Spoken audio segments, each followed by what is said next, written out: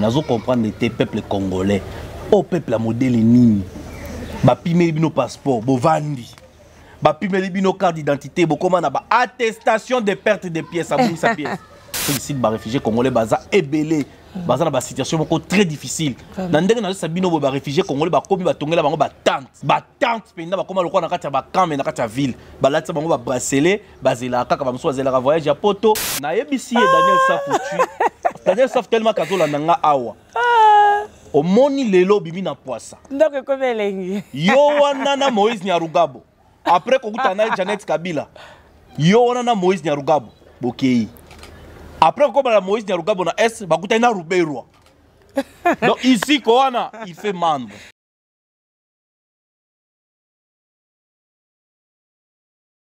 Plus votre émission Tsunami Télévision, votre site des informations. Mesdames et messieurs, bonjour, bonsoir chez vous. Bienvenue dans votre émission Réalité Plus avec votre humble servante Marlène Nalila. On dit dans le barca que vous s'abonnera massivement dans cette chaîne qui est Tsunami Télévision. Vous ne serez pas déçus. Namakasi bongo ya Mama Dani Bokombe, Mama Yabanebele.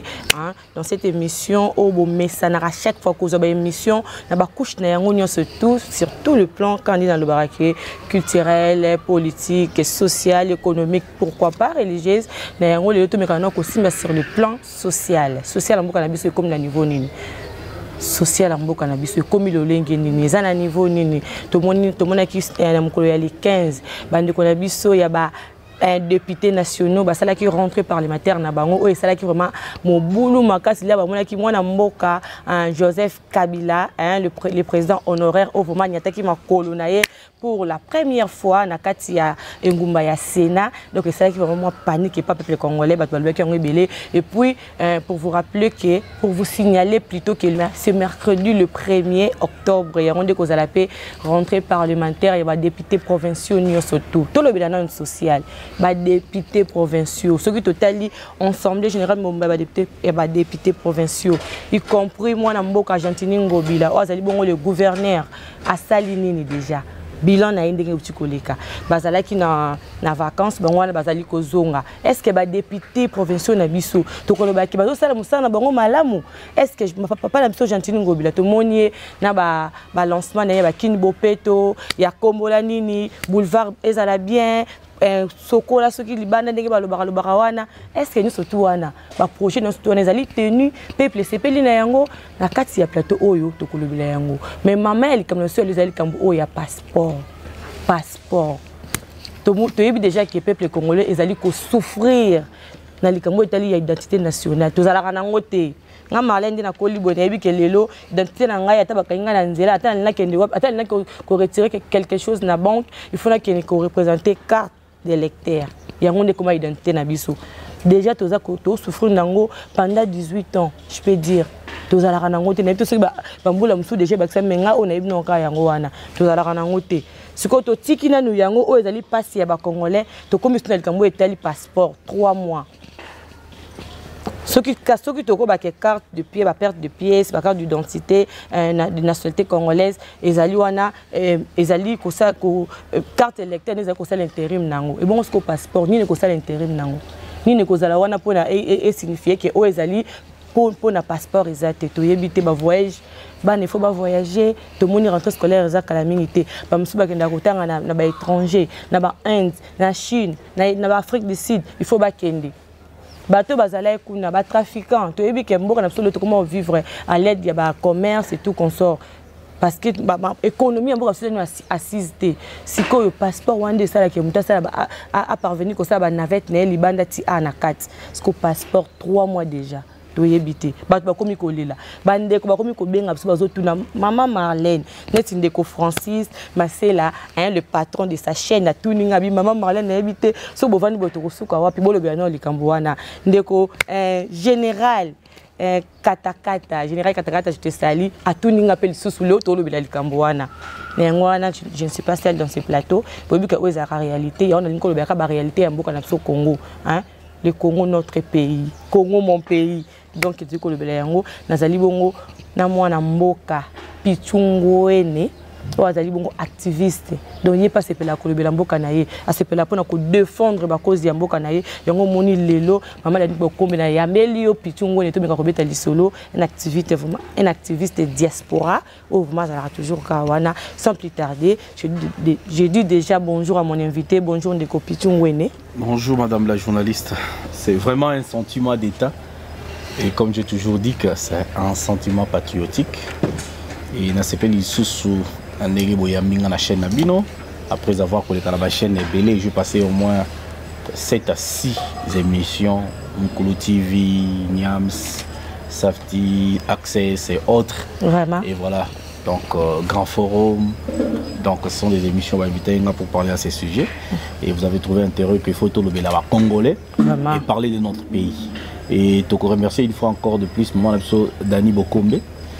Les actions sociales, les actes moi je parle des gens où on a moins d'actions sociales. En tout cas. Les actions sociales et nous encourageons. Nous encourageons dans les bons sens. Que Dieu nous prête vie. Donc voilà pourquoi ma question est à yo, Biano et Zali.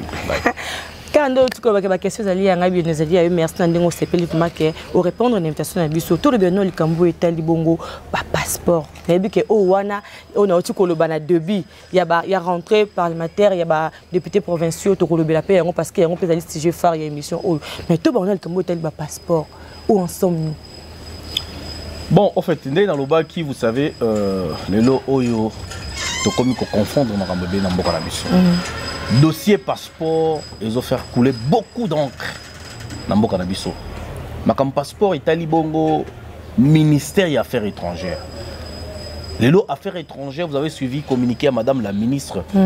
Oya Salaki, elle ne sait pas quand est-ce qu'il va reliver le passeport, mais elle nous a dit que c'est faisable. Nous avons qu'on apply pour un passeport congolais. Mais il y a un problème parce que dans le bas qui que tout s'attaquer dans la cause. Au lieu de s'attaquer à la conséquence, on doit vivre les lots. Les contrats Semlex liés au passeport, les contrats étaient mal négociés. Par Raymond Chibanda Oezala Kibongo, ministre des Affaires étrangères. On a contrat il y a avant Kabila ou bien il y a après. En 2015, on a négocié avec la compagnie belge Bengi Semlex avec Albert Garaziwan. Vous pouvez même, comme ça vous donne même référence à ce qu'il est. Donc un Belge au nom d'Albert Garazouan, il a négocié contrat et contrat semblait que c'est un contrat mal négocié. C'est un contrat mal négocié parce que autorité à l'époque, Froda qui est élection en 2011, Froda élection en 2006. Ce sont ces autorités là où ils ont négocié, Mundele a eu un contrat. Au lieu de contenir un contrat, un grand problème. Et on a aussi $250 dans le passeport. Mais ça, c'est encore un autre crime organisé dans le ministère Tango na Bango. Ah, ok, donc il y a un crime séparé. Pour que tu aies un $250. D'accord, parce que Tango, passeport, on avait des passeports d'abord ordinaires. Tout le monde a un passeport ordinaire parce qu'il faut respecter les normes internationales. D'accord. Et comme ça, tout le monde a un passeport ordinaire. Le RDC a fourni un effort dans Bango. Le passeport semi-biométrique. Vous avez suivi. Et ça n'a pas tenu. C'est compliqué. Et compliqué dans le voyage. C'est ça. Les lots qui notifié. Non, vraiment, les autres témoignages sont vrais. Tout le monde a un passeport semi-biométrique, il y a un passeport biométrique. Mais le Bango, les politiciens ont 18 ans dans le pouvoir. Bango Bango batanga libanda na ba Inde, Bango batanga na ba Chine, batanga na ba Afrique du Sud, batanga na Poto. Bazanga ko sangisa bana mboka. Ba sangisa maye, po ba travailler neti na en fait na hôtel de monnaie parce que bande ko imprimer ba passeport za yo à l'époque. C'est ça. Pour que ba bise fait passeport. Bango batala ki likanisi. Il y a une commission. Voilà l'objectif des Alaki. Dans le communiqué, où vous allez comprendre que la commission. Parce que tant que Albert Garazouan a proposé un contrat, Bango a une opportunité. Je parle de la Kabylie, bien sûr. Il y a quoi aligner l'entreprise na Bango, na Sima, il y a contrat Semlex. Il y a un passeport congolais. Normalement, Moutou Azaki n'a passeport biométrique. Il fallait ayaka kana $100 pour appeler ça un passeport biométrique. On a selon contrat, oui, peut-être pas selon contrat, parce que on est qui annonce le gouvernement. Le gouvernement. Balobi Moutou a un passeport semi-biométrique. Au yé kaka na passeport non semi-biométrique, au l'action comme preuve, au fouti $100, bah pêcher au passeport biométrique. Mais bateau na batika la ko bénéficier même d'avantage wanati. Bateau bazaki na passeport. Passeport normalement le prix nango na banque bande côté comme na $185. Congolais mon côté à côté témoigner ka somba passeport na $185. Ba Congolais na Congo a ba somba on a $250. $250 parce que ça qui magui organisé. Bazui bana na bango ba bango ba commissionnaire ba passeport. Bazui ba ndeko na bango ba leki na bango oyo ko benga lo bino passeport ko malelo. Baké na ministère des Affaires étrangères on ezaki libanda wana tala batu ba coopéra non wana mona mutu nyo 3 ans pour ça zo moi 10% 5% 2%. Maman ba tongeli yango bandako. Ce qui a fait que mata. Voilà la corruption oyo biso to bande ko bona tango kabila. Pas seulement ça. Qu'est-ce qui s'est passé après? Tango bango baké ko signer contrat Semlex. Ba yokani na Semlex bande ko chose grave et étonnante des animes. Les passeports, ils allaient qui na $185. Mais $65 kaka, et bande ko zonga gouvernement congolais. Les restes de la différence, et bande ko kende wapi, et bande ko kende na Semlex, na ba entité ba entreprise au bango ba tchaki na sima wana. Donc net peut ça $250 ndenga Marlène na perdre $100 pour passeport. Donc $65 ndeka kala kisa l'état. Kaka 65. Nyon se tikala bango ba zone ba avantage. Ba commissionnaire, ba nani, Semlex, ba sous-traitance. Yango omoni madame la ministre des Affaires étrangères tango baye batali contrat wana ba étudier yango. Ils ont compris qu'il y avait des anomalies. Et parmi les anomalies, on a l'obaki, dans le premier paragraphe, il y a communiqué Oyo, madame la ministre Salaka avant, parce que l'objectif est Zalaki, il y a quoi arrêter avec Semlex. Mais Semlex n'a qu'à contrat, le coup là, négocier yango mabe. Il y a des choses qu'on a contrat boité parce que la République nous signé qui yango. Il y a des clauses dans le contrat où il fallait la respecter. Yango, madame la ministre, elle a évité quand? Parce que Trozonga, le solo il y a budget, il y a finance, les lots. Pour nani un passeport, ministère de la finance à Salinini, ministère de budget à Salinini, et puis affaires étrangères à Salinini. Il faut comprendre. Alors, bon, on a communiqué. Ok. C'est madame la ministre de la communiqué. Madame la ministre actuelle. Oui, déjà, en fait, dans affaires étrangères. Donc, au Betel Bisso, contrat où les cas qui avant Fati, avant Félix, ce qu'on a eu à Kouti Babilo sur la table. À Kouti contrat, on a moni qu'il y avait des anomalies et il a compris qu'on ne pouvait pas continuer à avantager la compagnie $85 directement. Ils ont trouvé que c'est quand même pas normal que les passeports congolais, les passeports les plus chers du monde et les moins utiles.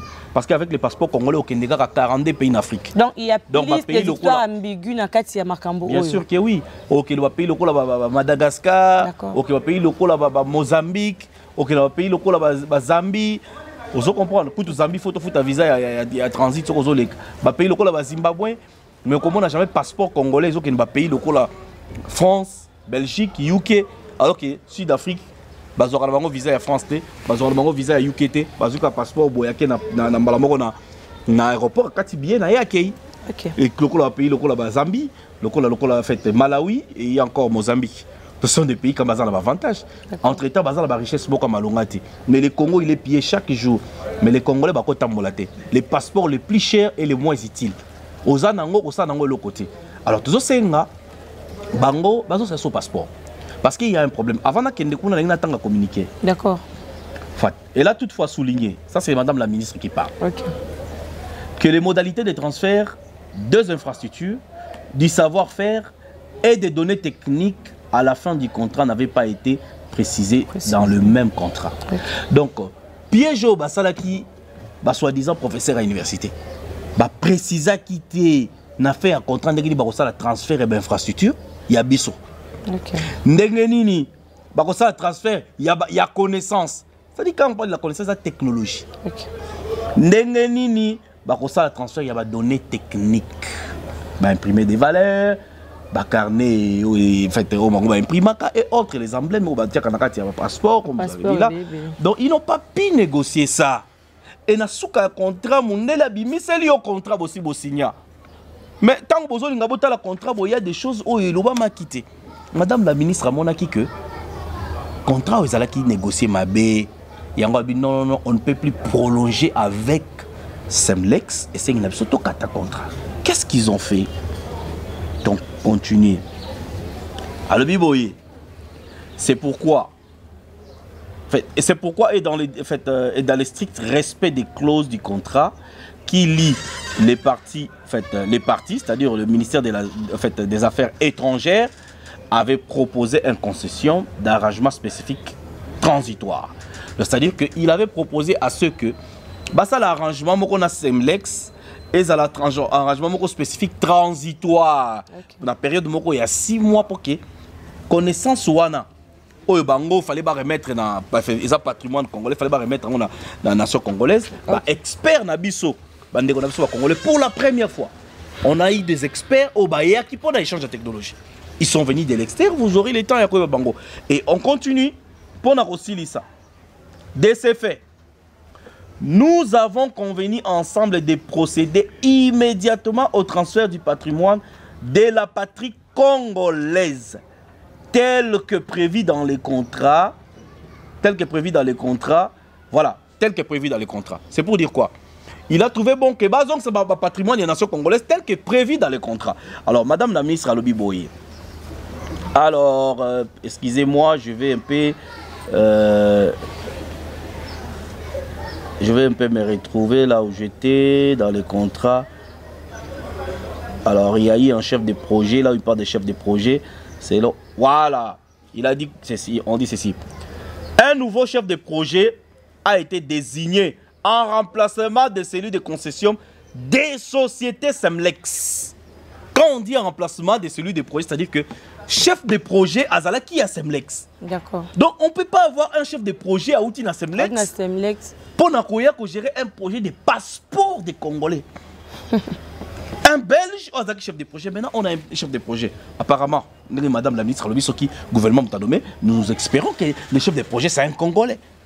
Et ces gens qui ont fait les transferts et fait la technologie sont aussi des Congolais. Voilà ce qui nous inquiète. Mais on a vu l'autre fois un ami, un confrère du PPRD, la plateau Mokonanga qui est venu accuser Madame la ministre, que ministre des Affaires étrangères, c'est de l'autre côté. Moi, je me suis dit non. C'est qu'il faut commencer à s'attaquer d'abord. Baya va expliquer. D'abord le contrat. Raymond Chibanda a expliqué au peuple congolais le contrat. Il y a signé dans Semlex. Semlex a gagné des millions en défaveur du peuple congolais. Le pays, il y a mon, les passeports, il est moins cher. Les passeports, les moins cher. Voilà. Le passeport, la différence, ça coûte $60, $40. Pourquoi les passeports congolais doivent coûter $185? Entre-temps, on a dit $50. C'est une différence. En Afrique du Sud, un passeport à $500, $400. Les Congolais ont acheté des passeports à $500, $400. Mais je vous dis, un passeport qui se vend au Congo à $185, mais en dehors du pays, ça se vend à $400. Et les Congolais acceptent ce genre de choses. Voilà pourquoi les lobes sont ça va perdre, ça va peuple congolais que il y avait un contrat au départ mal signé. Ils ont causé problème dans la République. Et tant que on a les cas je me suis encore investigué. Communiqué tu ya maman Tumba Nzenza et mutapesa ki yango a découvert le bloc on a que le contrat était mal signé et tout consort ba processus soit pour se dire nous nazo ki pona likolo na yango zayaka ya communiquer pratique. Le ministère des Affaires étrangères a décidé d'abord de ba arrêt immédiat il y a contrat. OK? Mais tant que côté la clause de contrat va comprendre que le contrat était piégé. Ce qui to kati mbalamoko to devoir na Semlex Lelo, c'est ça. Ils ont déclaré une affaire de 900 millions de dollars. Il faut pas foutre Semlex. Quoi sera avantage à contrat wana. Mais c'est ça. Mais c'est ça. C'est ça. Même bon na César mana investi ça qui 222 millions. Est-ce que vous comprenez 222 millions et va gagner sur les 185 millions. Donc c'est à dire que pour avoir un déficit, il y a 900 millions. Il faut pas foutre Semlex. Et dossier wana Lelo. Tango va étudier na ministère des Affaires étrangères. Ba qui est pas chef du projet. Ba expert congolais. Ba sali musala na bango. Bazui dossier ya pasu batindiango na ministère à budget. Ministre ya budget eza ministre Mayo. Ou ezali ya Jean Baudouin Mayo. Ou ezali ya disons ya parti ya cache UNC. Et ministre de la Finance, nous avons demandé au chef de l'État, ministre de la Finance, ou un ministre, il fallait déjà l'ongolayer. Le ministre, Soki, ministre de la Finance, contrat moussou sous les autres, exonération et conteneur. Ministre de la Finance a autorisé qu'il y ait. Ça n'avantageait même pas les peuples congolais, ça avantageait les 9 ports privés au Basala qui n'a matadi. A plus forte raison, les documents au Congolais ont la passeport, le dossier est allé bloqué. Parce que le ministère de la Finance a libéré Mbongo et Semlex. Il faut payer Semlex pour que tu retrouves un passeport. Il faut qu'on foute à Bango parce que les contrats étaient négociés par le gouvernement passé et les lots ont foutu Bango 900 millions que les Congolais ne savent pas. Les gens vont spéculer dans Babalabala, ils ne savent pas de quoi il s'agit. Il faut foutre à Bango, il faut foutre à expert pour que l'autre ait un passeport. C'est pourquoi j'ai dit ceci. Peuple congolais aux Olandangaï, si vous gardez silence place Bozali, tout ça qu'on crée tombe na biso moko. Parce qu'il y a des enfants au bas de la classe, baza ba étudiants batanga libanda, et ça na bateau baza la carte de séjour et c'est un passeport, et ça na ba baza la résidence temporaire. Et ça c'est un passeport, et ça na ba commerçant oh ba se débrouiller les petites et moyennes entreprises ba créer un business na bango ba kenda ba Chine, ba kenda ba Dubaï, ba kenda place tel. Donc et qu'on ça la bloqué. Et ça même na ba officiel il y a l'état.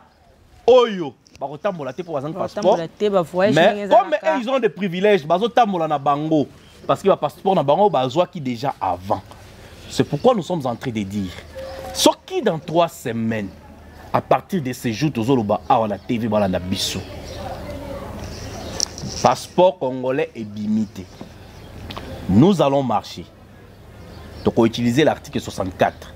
Dans le ministère des Affaires étrangères, dans le ministère il y a budget. Dans le ministère, il y a finance. Et Tokosuka Wanati. Je suis de la diaspora, je suis le chairman du KFF, qui est le Congolese Freedom Fighter, c'est-à-dire les combattants de la liberté du Congo. Avec plusieurs alliés, plus de 12 mouvements à Libanda. Nous allons donner un mot d'ordre, il y a quoi assiéger l'ambassade. Parce que ça va pratiquement un abisso. Jusqu'à ce qu'une solution soit trouvée. Que les Congolais retrouvent leur passeport. C'est-à-dire que tu as besoin d'un passeport. Mboka carte d'identité est à la carte. Mboka oyo. Yango le comme ça ngai tu ebe que déjà régime est changé, ma comme tout de comme bien mais apparemment le là est changé karaté. To zaka kana kati ya régime ya parce que na minute au Semlex. Biso tu dis que Semlex déjà période non déjà ça dans la rupture. Tant en haut déjà, tu l'as la même information. Oui, bah, maman, madame la ministre, elle avait annoncé déjà la rupture. Rupture déjà entre Semlex, Tokomiko Luka, partenaire Moussoussou, et avec eux, passeport et Kozala, la modalité, il y a $85. Mais les autres, dans sa surprise, il y a Koyoka, information, au moins, dans Boka Pichou, Azoye Sangai Balandi. Et ça, vraiment passe. Je mets en défi tous ces ministres et on attend. C'est quoi le Semlex? Ministre des Affaires étrangères, ministre des budget, ministre des Finances. Peuple à Kotomboka. Semlex, ezaka kanakati ya contrat pour na passeport, kaka yem takotika na production ya passeport ou bien ezali sous-souté. Banani basa vraiment au juste. Bon, je ne sais pas encore, j'ai pas toutes les informations, mais na comment on a rapport de basalaki, il faut Semlex à disparaître. Selon la volonté de maman la ministre, ndenge na landa qui na communiqué. Mais pour nda disparaître, mais le problème mes amis les a contrat. Oyo basigna qui congolais total. Oh basigna ya aveugle na baba. Donc, l'article 18, Semlex, il fallait informer le personnel congolais. D'accord. Sur technologie, à Sala et Angote. À Sala, à format Moutoute. Donc, comme il y a Souka, moi, je suis en technologie. Mais biso comme redevable, il faut te payer Babilo comme Moussoussou. C'est mal négocié. Nous sommes croca jambe ya koluka kaka moyen ya kosala ke passeport congolais plutôt zanga passeport congolais to banenga ko balibandate yango tozo sala message au na président de la République. Le président de la République au prometa ki diaspora plutôt dans na Cape Town na voyage au ya ki tokutana na Pretoria devant le président de la République Bernard Poko, l'ambassadeur congolais a souffert ba congolais d'Afrique du Sud, il était devant vous. Vous nous avez promis au loba ki boyi passeport et qui t'a $100. Passeport qui est à $100. Bande Kobaza ko benga chaque jour. Tandis que tout le monde a implication, il y a président République dans le dossier. Moi, je ne pense pas que ministre de finance, ministre de budget, ministre des affaires étrangères dans le pouvoir. Donc on a dit surtout apparemment le gouvernement ça n'a pas là non le lobby le côté. Mais 3 mois déjà 3 mois. Tous comprendre qu'est-ce qui se passe. Est-ce que ce qui est le président de la République a bêti sur la table à lobby dans le ministre du budget. Demain, je vais un rapport dans le Conseil des ministres. Ministre de la finance, un rapport. Ministre des affaires étrangères, passeport ils allaient imprimer. Est-ce que ces dossiers ici et comprendre autant de millions? Question on a mis tout dans cas. Mais tout le monde a bambon 4 millions au sommet à Goma. Mais est-ce qu'on a besoin de mbongo pour sommet à Goma 4 millions? Libala autant de millions. Na FCC eza libala ya ndenge nini bolingi intérêt ya peuple congolais te. Bato bazotanga na kati ba dossier et tozo yoka ba jabondwe moyo tozo yoka tangi comme mususu wana. Baba signa contrat bataliboso. Raymond Chibanda, ancien ministre. Batu nyonso tu wana. Bino nde mutu boya ke pa na biso. Soki bozana posa ba voix. Soki bozana posa makambo. Sikoyo le bozo mona ke peuple wana oya vota kabino. Peuple wana o calamité rentré parlementaire et tout ça ma les 15 musu pe ça na mukolo ya lobby. Ya ba députés provinciaux. Peuple oya vota kabino biso. Récompense telle chose à la nini. Ba passeport et non seulement ils qui na pris moko autodako se pela nango te mais ezali sous-souté na terrain ezali sous-souté mais to yebite bolo ba ni gouvernement il faut bolo ba madame la ministre azo sala ka ko ndo sala ba communiquer azo dénoncer boninga mutasa ni mutabu alobate à faire dévoiler ba biloko ya mabe ba choses horribles oyo ba gouvernement sortant et salaki mais bozo zo en mettre en charge to yebite. Madame la journaliste, c'est ce qui m'étonne les peuples congolais. Nous comprendre les peuples congolais. Au peuple à modèle ni. Ba pime bino passeport, bo vandi. Ba pime bino carte d'identité, bo comment ba attestation de perte de pièces à sa pièce. Carte d'électeur, yoka électeur mais bazo tuna yo, policier a tunyo na buta lobi, di laksa carte d'identité na yo. Obimi se carte d'électeur. Té ozana ngote, o de wap carte d'électeur. Abwa ki ope na kacho. Voilà. Alors que ba bosani ki carte d'électeur ezaka pour donc ndeko voter. Après vote, vous avez la carte d'électeur et Koufi et Sili.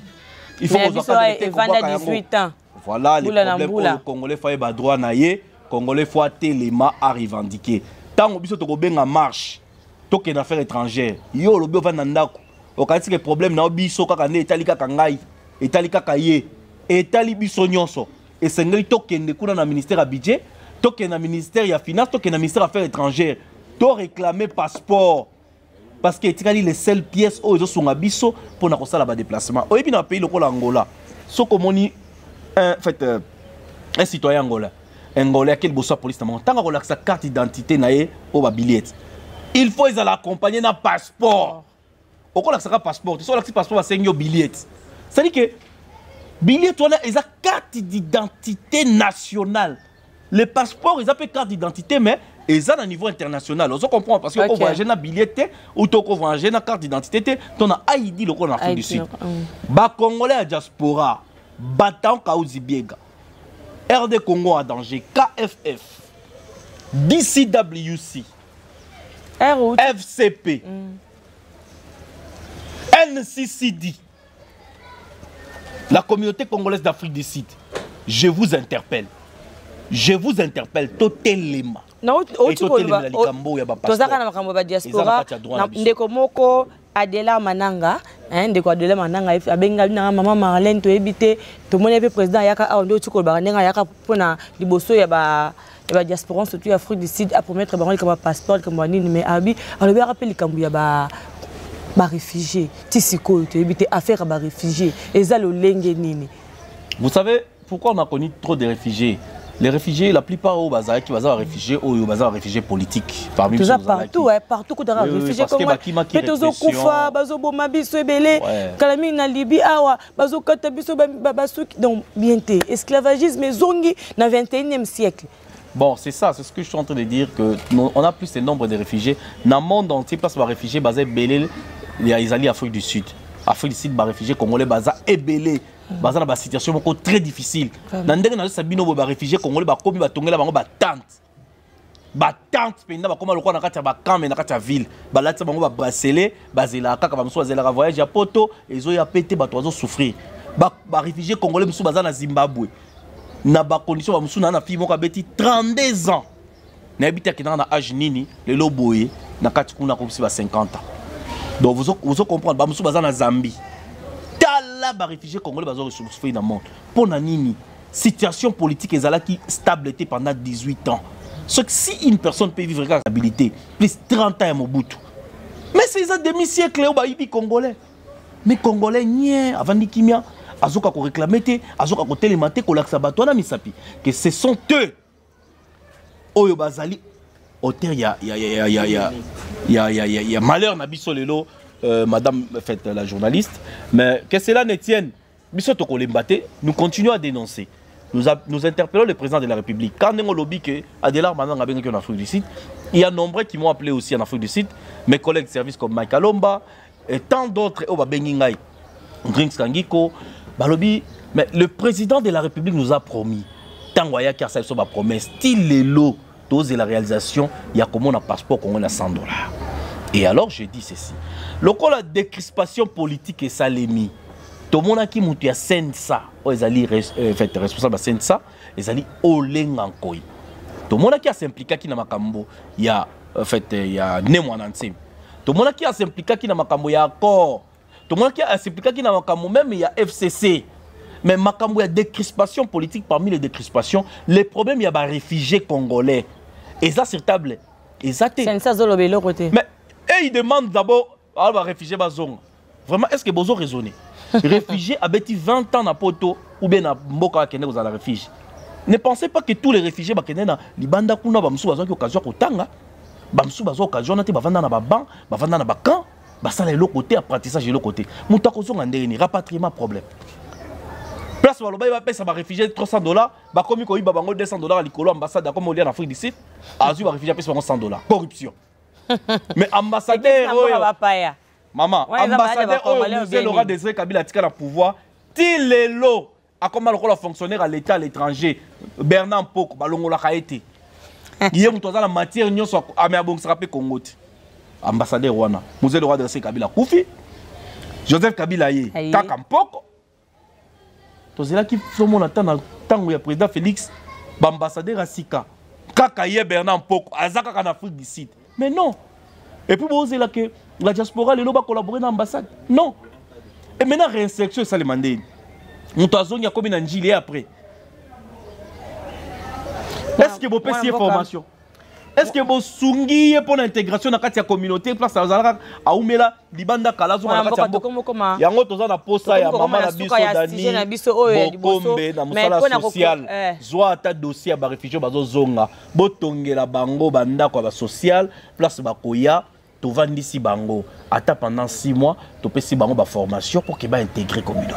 Voilà le travail social qu'il faut faire. D'accord, moi namboka tozaki na des points mais point o déjà ils ont déjà même minute belé o ya suka nebi ke kozaka tozora point de vue na yo par rapport au format biso admin to le bela rapé plus politique ce que politique yango tellement l'autre le bel ming vie sociale peuple zo vivre ndenge nini makambo to ezo ndenge nini na lolenge nini yango tout à le kambu na lobby même le mercredi hein le premier donc on a rentré parlementaire par les députés provinciaux parce que déjà il y a provinciaux ni na oh déjà les députés nationaux ba tela ko sala bango les 15 mais bon ba sala bango les premiers hours mais ceux qui na lobby qui ont pris sa point de vue par rapport il y a travail na bango comme na gouverneur tiko kitana bango ba député zéro bilan zéro néant kin bopeto ah comme la boulevard wapi kin bopeto ba sala ngo wapi na mona na noté soki toke na gare juste ganga ki boyelela mais na ba ko sala baza bato yo soki sali action ba sala réaction donc ce sont des gens qui ne planifient rien na mona l'autre fois j'ai parlé de ça gouverneur na Victoire zo kabla ba kashne na regretta alors que le gouverneur a un faux conseiller. Il fallait le gouverneur s'associer dans la commune parce qu'il a dirigé à Bango. Azu ba cash n'a que déposé dans chaque commune. Chaque commune muta bengi muta commune na yeke yako zo cash n'a fait dans commune. Ba osala ngote ba cash n'a ezate. Pour ça qui n'a ngoko en 2000 kaka na Victoire on a combien de Congolais bazu. Mais tout le monde va bazo tonga awa. Voilà. Alors on a tokoya dénoncer avec le temps. Donc ba député provincial zéro bilan. Ba député national zéro bilan, ba bourgmestre zéro bilan. Moi na ba photo moi na mboka Daniel Safukuna na Beni azo kanga ba photo na ba azo sa musala. OK, c'est un tout d'ailleurs. Tout le monde a sorti là-bas tout. Daniel Safou Tucci. Naïbisi Daniel Safou Tucci. Daniel Safou tellement kazola nanga awa.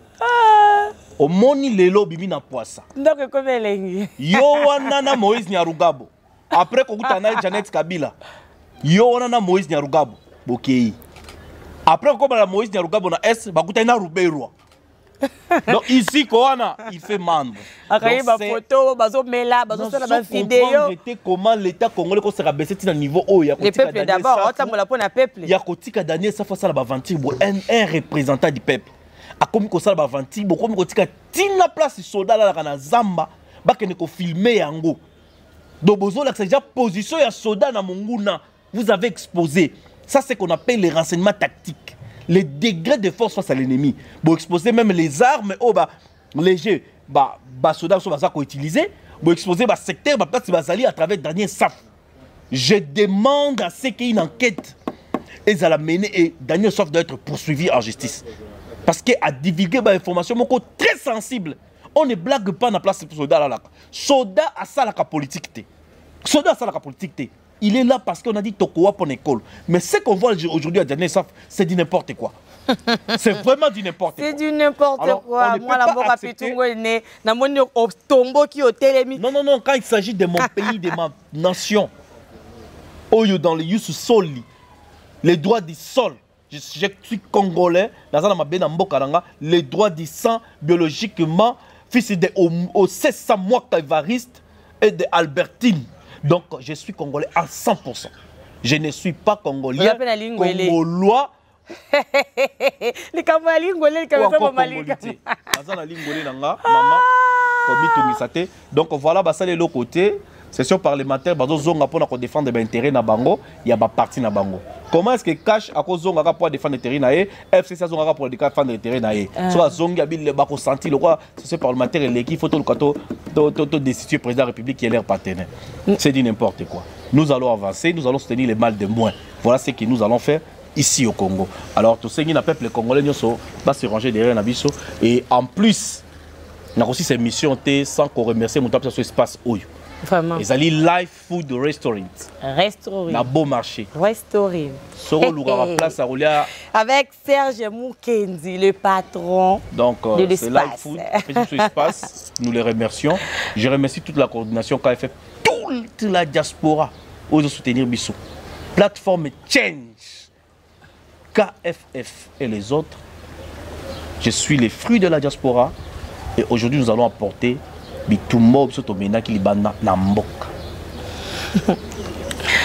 Voilà, merci beaucoup. Moi aussi, je profite pour saluer, pour remercier aussi le patron de l'espace live food des restaurants, donc Serge Moukenzi. Donc merci Nandeng, on peut se confiance pour ce espace pour que vous ayez une image qui toque, on a pour la réalité plus na Tsunami Télévision désormais live food ndemtu et la production et ba image wana parce que donc design par moi bien zali awa. Alors le lot de bela qui dit kambo etali mboka na biso Congo biso bela ka mboka yango tozo senga Papa Félix Antoine Tshisekedi Tshilombo, le garant de la nation congolaise, hein? Le président de la République démocratique du Congo, président Zalara Moko, Tokoyo Kabaotanga Bakombo, oh Aza, oh boy, Bango Bakenda, Bamsus Bakoya, Mikole Koya, mais la minute, oh c'est vous le garant de la nation. Apparition, il y a Kabila, Chinaram, c'est un non-événement. Un non-événement. Vous qui rêvez, oh, mais 2023, Kabila Zonga. Tellement que le plan est déjà simbi, le gouvernement donc tout est basculé, c'est qu'il y a déjà 2023, beaucoup de quartier, beaucoup de avenue, Tony Mabino. Bino, yo parlementaire, yo sénateur au Talanga. Kota quartier. 2023, boye à l'issous. Voter. Comme on dit toujours, derrière un grand homme, on trouve une grande dame. Donc yango wana biso tozalaka toujours wana sima ya ba action ya kitoko ya Mama Denise Nyakeru, Mama Bic Rouge. Donc la première dame de la République démocratique du Congo. Donc yenda zali mama na biso bo yango bo lingango bo tanga ba komo mususu mena minti oyo c'est elle. Hein? La première dame, Mama Denise Nyakeru. Merci beaucoup. Mama Dani Bokombe, merci beaucoup. Toute l'équipe, il y a Tsunami Télévision, Francis, Gianni, merci beaucoup. Merci beaucoup aussi à Manuel Titanandingo, assistant qui est sur l'émission, on a ma caméra. Merci beaucoup. Donc, vous avez toujours là pour nous soutenir. Vous avez toujours là pour coacher, vous ne serez pas déçus. Vous écoutez un vous commenter. Ceux qui vous ont posé moi dans Pichu, Azali Wana. Donc, je vous assure que tu as la réalité plus de Tsunami Télévision. Analyse politique, analyse économique, nous surtout nous allons assister biso, vous ne serez pas dessus parce que beaucoup de gens déjà il y a bien, mais la réaction la mieux peut aussi la biso bien. Merci beaucoup, tout le monde. Ciao.